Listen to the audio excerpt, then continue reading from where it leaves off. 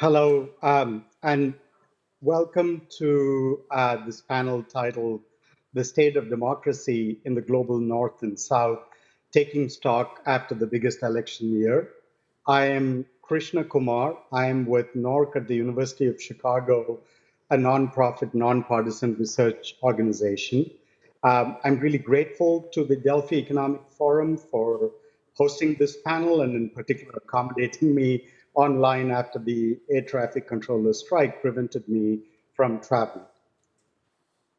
2024 was termed the biggest election year by the EIU's Democracy Index 2023, and it was. Over 70 countries, 8 of them the 10 most populous, and over half the world's population went to the polls. Given prerequisites of democracy, such as freedom of speech and association, are absent in many of these countries that held elections, the publication wondered whether these elections would be free and fair, competitive, or even further the cost of democracy. Did these fears come to pass? Can we discern any patterns from the outcomes of these elections? How can we track and understand the causes and the state of democratic institutions that led to these outcomes? These are a few questions our distinguished panel will explore today. It would be helpful at the outset to distinguish the electoral process and related institutions of democracy from the institutions of governance per se that actually deliver services to the people. Our panelists will be discussing both with the broad message that the former seem to be in better shape than the latter. Guilaume Klossa of EuropeNova and Conclave will examine the aftermath of the election year in Europe. After all, over half the number of countries that had elections were in Europe. Benz from NORC will discuss the uniqueness of the US election process and how the 2024 election was actually a sign of health of the US democracy. In other words, the electoral institutions function well in the US. But does this mean democracy as a whole has been working well? She will argue how the anti-incumbent outcomes were less ideological than rooted in a long trend of increasing dissatisfaction of political and economic institutions as shown by polling and surveys. Trevor Tompson, also from NORC, will then delve into one aspect of this crisis of dissatisfaction, diverse populations not being able to see themselves reflected in democratic institutions. He will discuss ways in which polling has to improve to understand better what drives such populations.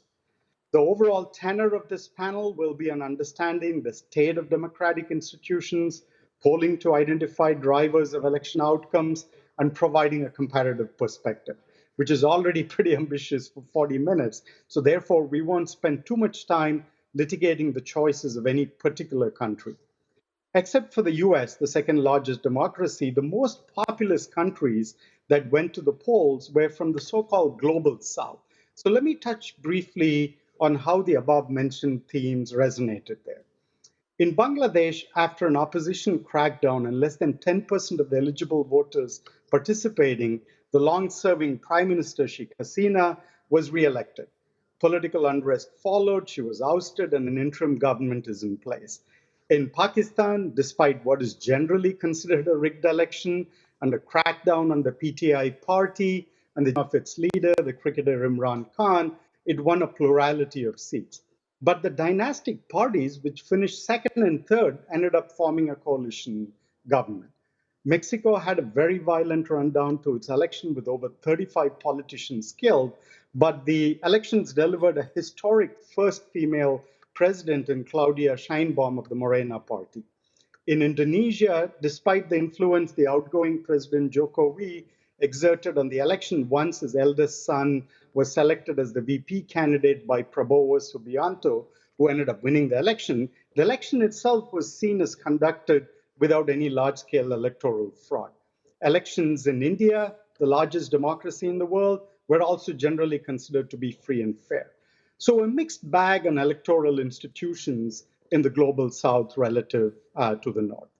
But the anti-incumbency sentiments of the global north were largely seen in the south too. The political unrest in Bangladesh and Pakistan against entrenched dynastic leaders echo these sentiments, even if the elections themselves denied fair outcomes to these protesters. In India, the ruling BJP party aimed to increase its seats by a third to 400 and ended up with only 240 seats, less than the majority requirement of 272, and had to rely on regional parties to form a coalition government. Brazil's municipal election showed a movement to the right in a rebuke to the center-left President Lula. In fact, it is precisely in those parts of the global south where elections work well, the message that the institutions of democratic governance are not delivering seems strongest. Social media and AI played an outsized role in the global south as well as the north, including in the way PTI used it to deliver surprises in Pakistan, the way Prabowo used it to court Gen Z in Indonesia.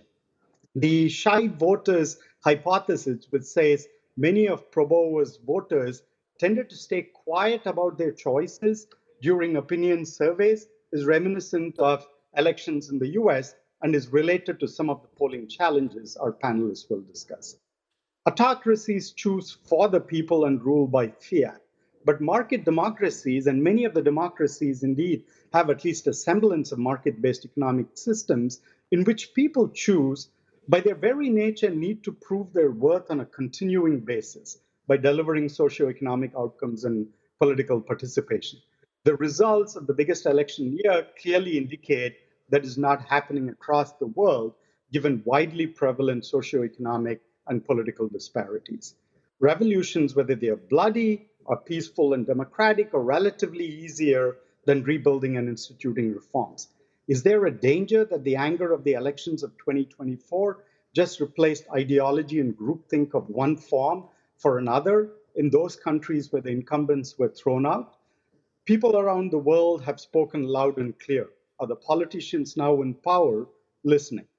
With that, let me turn it over to Guilaume Klossa for his remarks. Guilaume? Thank you. Thank you very much, Krishna.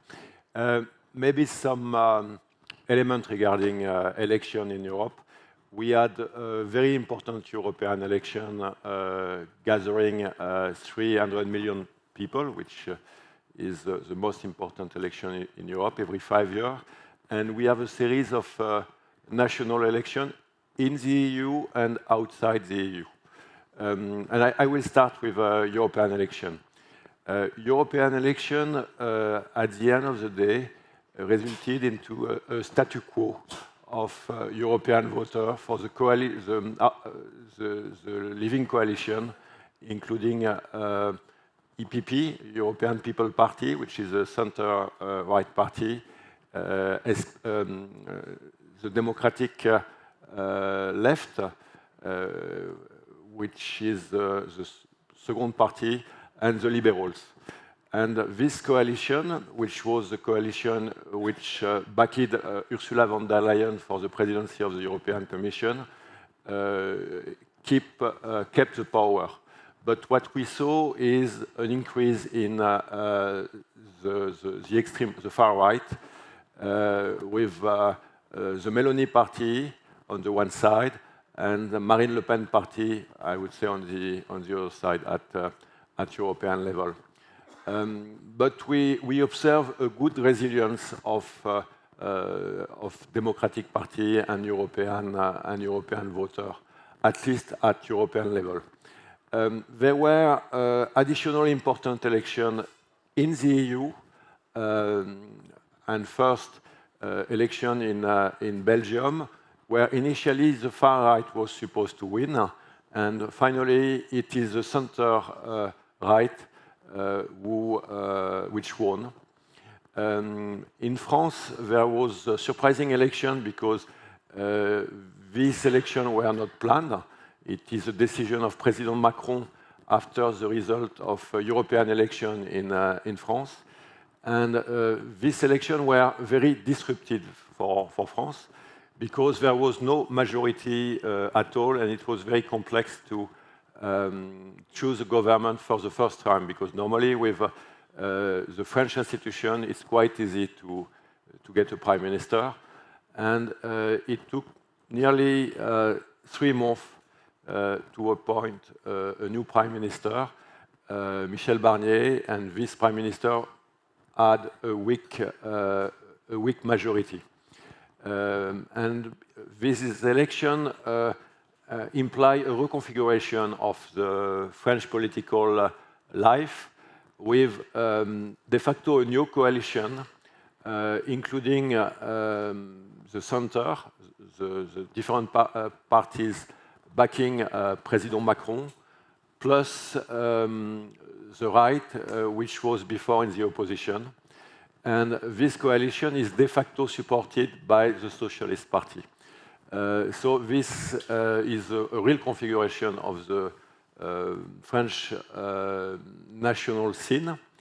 The good news is that the far right, led by Marine Le Pen, in fact, was not at all successful for this election, at least in terms of seat in the National Assembly, even if the support is high in public opinion. But they were very far from having access to power. A very important election took place outside the EU, and it's the UK election, where a new prime minister, a Labour prime minister, Keir Starmer, took power.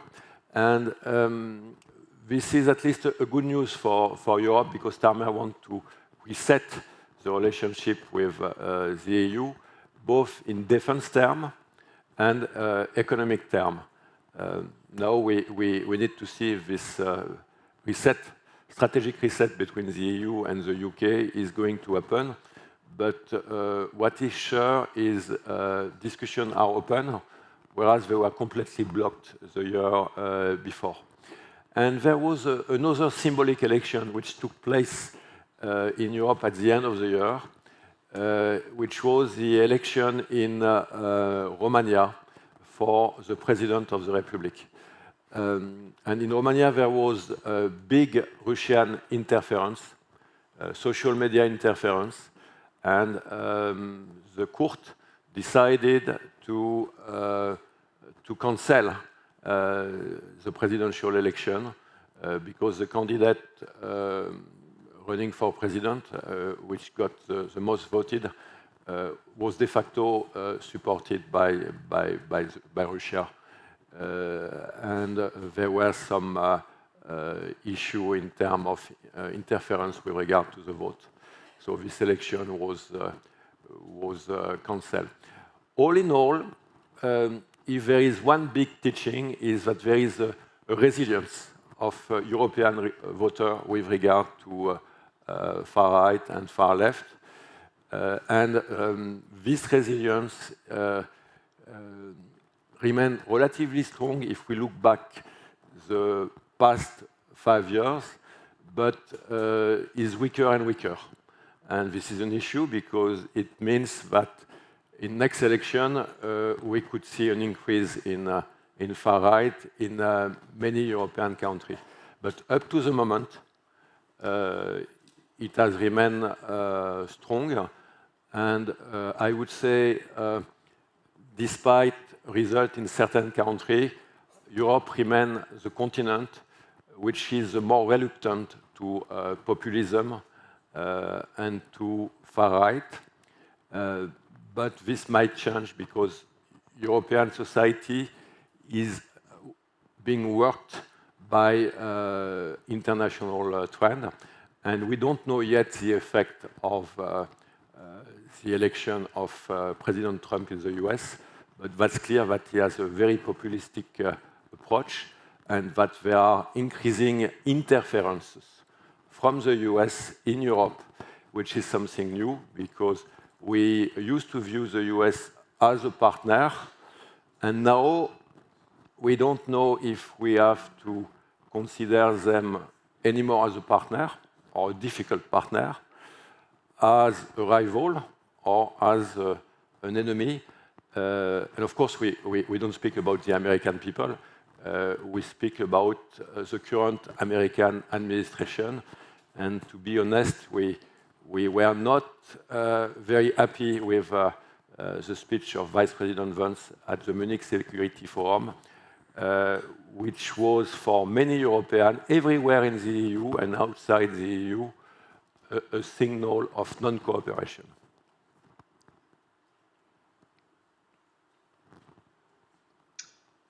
Thank you, Guilaume, for your remarks. And maybe we can turn next to Jenny Benz.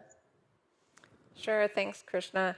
Like Krishna was saying, leading up into 2024, it was being cited as a global test of democracy and elections with 70 countries that went to the polls throughout the year.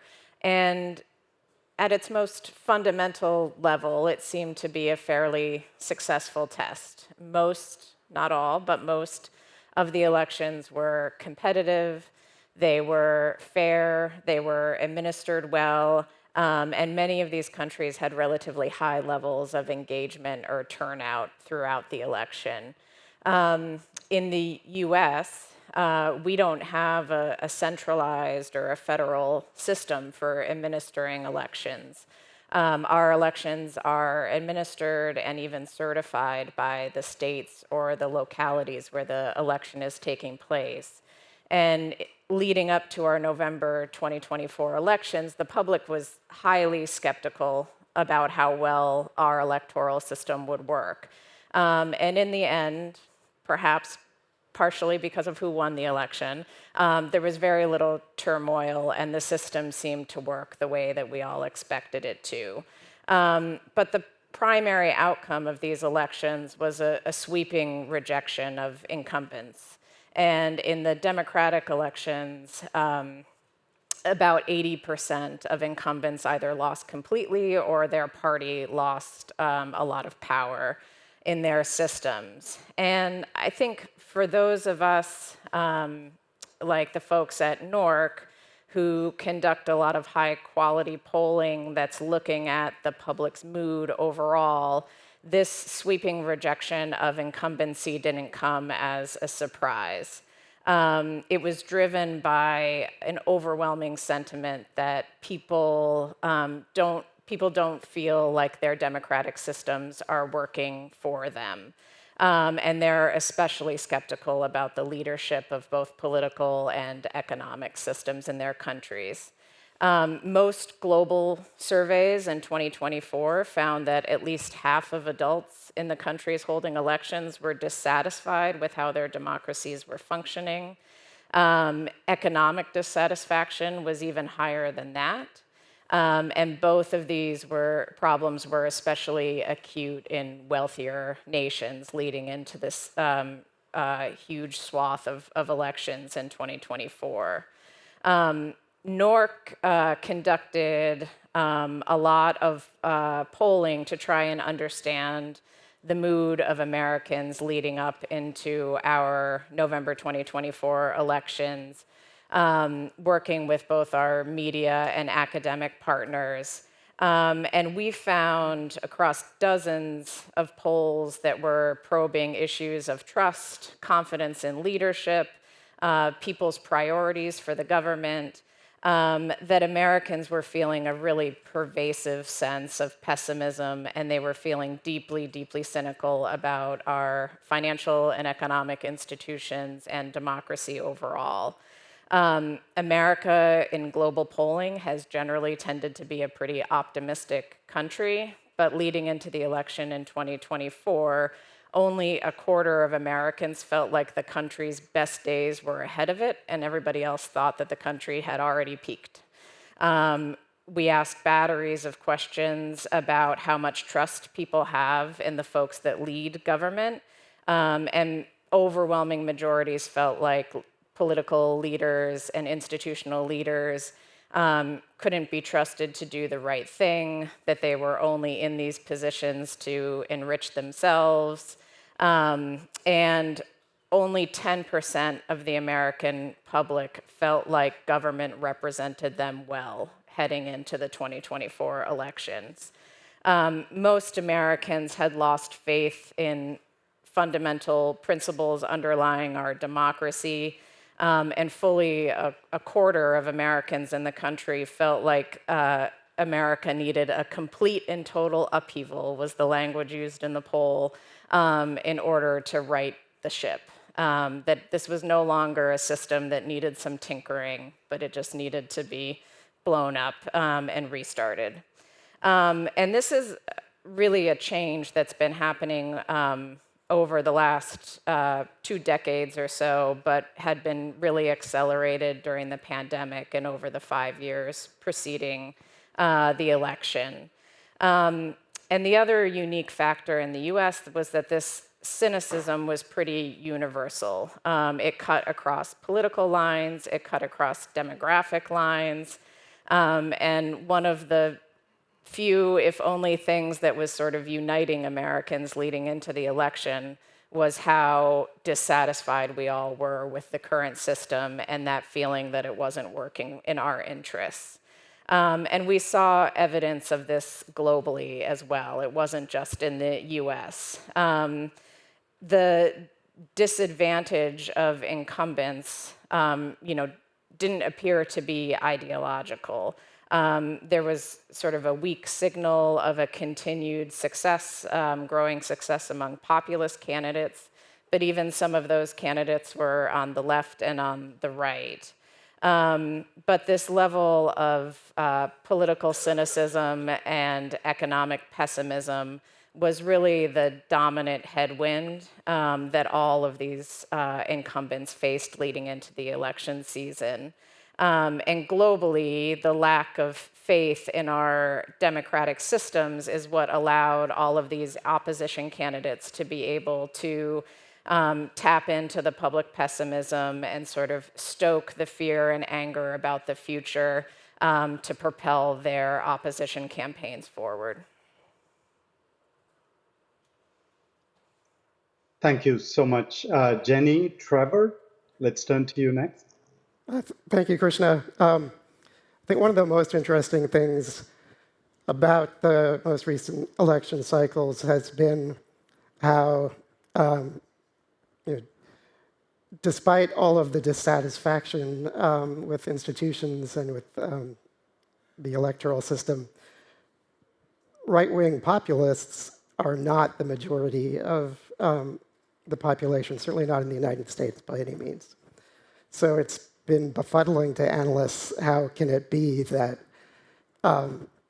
groups that are not necessarily right-wing populists were attracted to a candidate like Trump? Like, for example, why is it that Latino men supported Trump in the majority, or why did Trump attract so many young people when it seems like their ideological perspectives and interests don't necessarily match?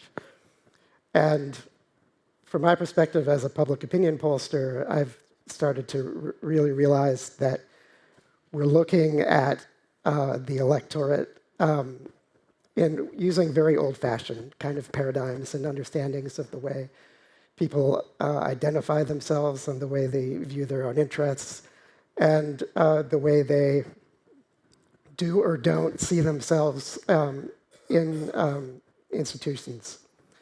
So again, for example, taking that example of Latino men in the United States, there's a tendency in journalism and academia to sort of lump broad groups together in analysis and try to characterize them in far too simplistic ways. So we were surprised, for example, when in the case of Latino men, that they departed from women in that group. And we spend too much time talking about how young people vote and how Hispanics vote, or how older people vote, men or women, when these categories are far too simplistic. And we really have a data problem when it comes to political analysis. And what we've been trying to do at NORC in our partnership with the Associated Press when it comes to elections is bring much better data to the table for analysis of elections. And we created AP Votecast, which is a modern solution to election day polling, a sort of replacement of a media exit poll that surveys over 100,000 people. And we've been able to use that data source to really drill down and look inside those subgroups of Hispanics or men or women or other groups, religious groups, and find the connections and the diversity inside those groups and across those groups so that we can have a better understanding of what's going on in society that's driving the electoral outcomes that we're seeing. So. Thank you, Trevor. A great set of remarks from our panelists. But I'm noting down some of the words, and I keep hearing words like interference, pessimism, dissatisfaction, anxiety, complete upheaval, all. I mean, was there anything positive at all that you took away from 2024, or are you looking forward to in 2025? Just so that we don't leave our audience completely depressed at the end of the panel. Guilaume, do you want to start? Maybe. Yeah, but I would say this is thanks to President Trump. When we look back, finally the result of the American election, at least for Europeans, gave to Europeans the signal of responsibility and taking over their power, I mean, their destiny altogether. And I think this is somehow a very positive signal, because when now we look at Eurobarometers, we see that the level of trust in European institutions and Europe is very high, is the highest regarding the last 20 years. And that if people have doubt at national level, they consider that their future is at European level. And I think this is something very positive. And they are for European defense, they are for European foreign policy, they are for more pooling, when they consider themselves as European citizens. And they keep remaining resisting to Russia and supporting, even if the levels are declining, Ukraine. So somehow it means that there is a political opportunity to go ahead. But the challenge is at the same time, and you know that voters may be ambiguous, they are big fear in terms of identity, they are question in terms of migration, and this support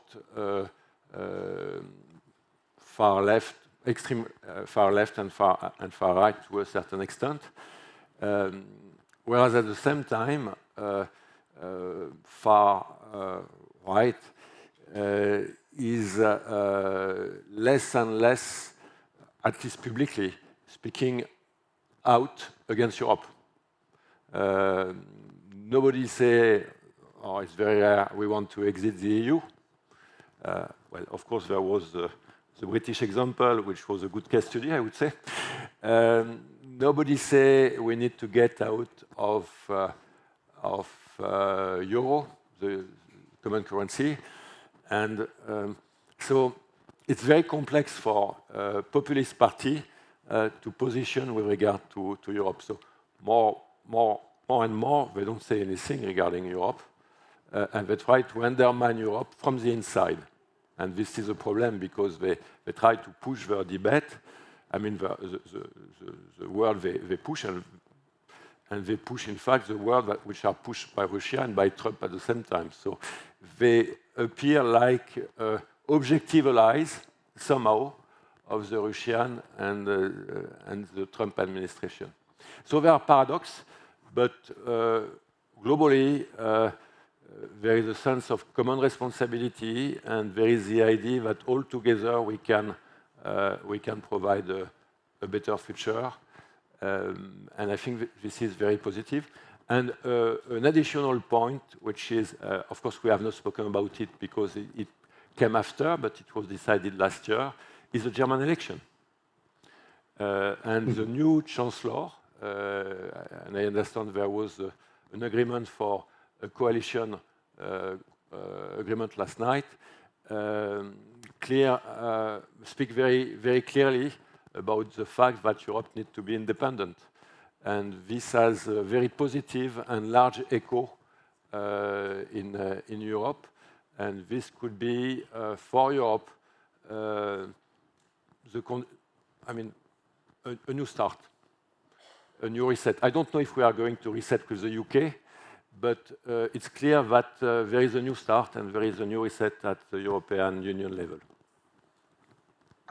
Thank you, Robert, for that point about increasing European solidarity. From the US side, Jenny or Trevor, do you have anything positive that you saw or are you looking forward to in 2025? I think positive is hard to find these days, but I would say there have been a large number of people who are starting to understand that there's a problem, a fundamental problem with how we don't understand the people and what their needs and wants are, and that we need more information. The bad news is that the funding from government sources has disappeared rapidly in the last few months, and so it's become harder and harder to find those resources that we really need to invest in to strengthen those institutions of democracy that we so desperately need to maintain. So. Yeah. Thanks, Trevor. Jenny, before we turn to see if the audience has a question or so, do you have anything to add? Yeah, I would just add that I think maybe both being at NORC and clearly invested in data, I would say that one positive aspect of everything that happened in 2024 was that there was relatively high levels of engagement from the people in the political process. Several countries saw record turnout in their electoral processes.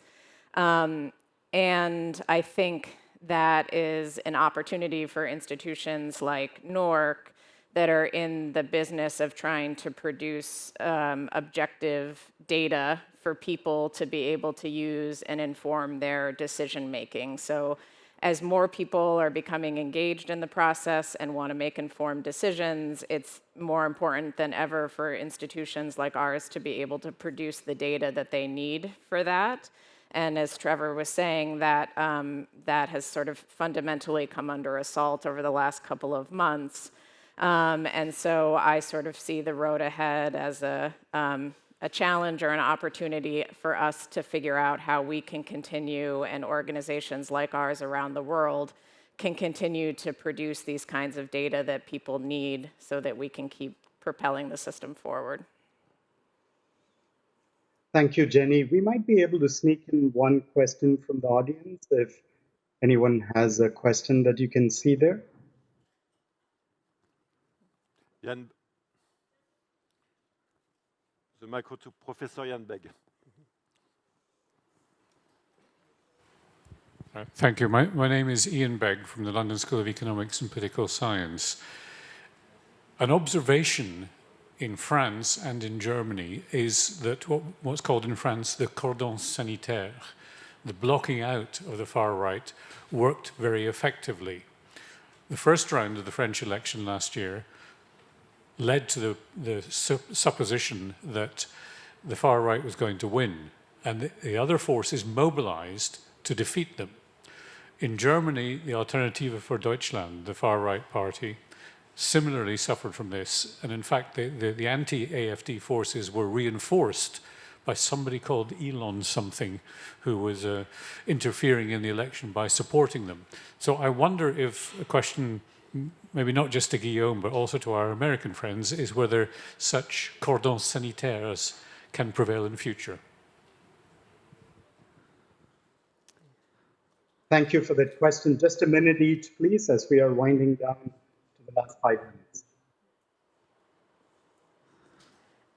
Yeah, I mean, I I think that there are, in the US with a two-party system, it's always a little bit more difficult to build these sort of atypical or unusual coalitions.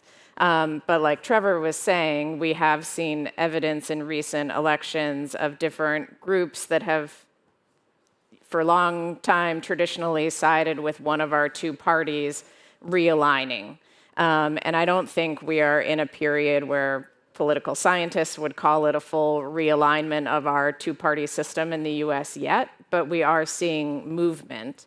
And it is certainly possible that if that movement can coalesce around a particular figure or a particular set of actions from the current president, that you could see some significant movement in the next big election, which in the US is the midterm congressional elections in 2026. Yes, it's definitely much easier these days to mobilize against someone than for someone. And that's, I think, one of the things that we're seeing. Maybe there, regarding the French situation, there are two things. On the one side, I think the potential of National Rally, the party of Marine Le Pen, was supposed to be very high and they were supposed to win. But they made a series of political mistakes also, which increase their defeat.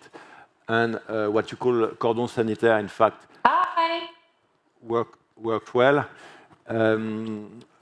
But the difficulty, as you suggested, is that we have a government now without real power. And it can increase the dissatisfaction, and by that, feeding better result for National Rally. And also, there is a dissatisfaction on the left side because they were in favor of this coalition.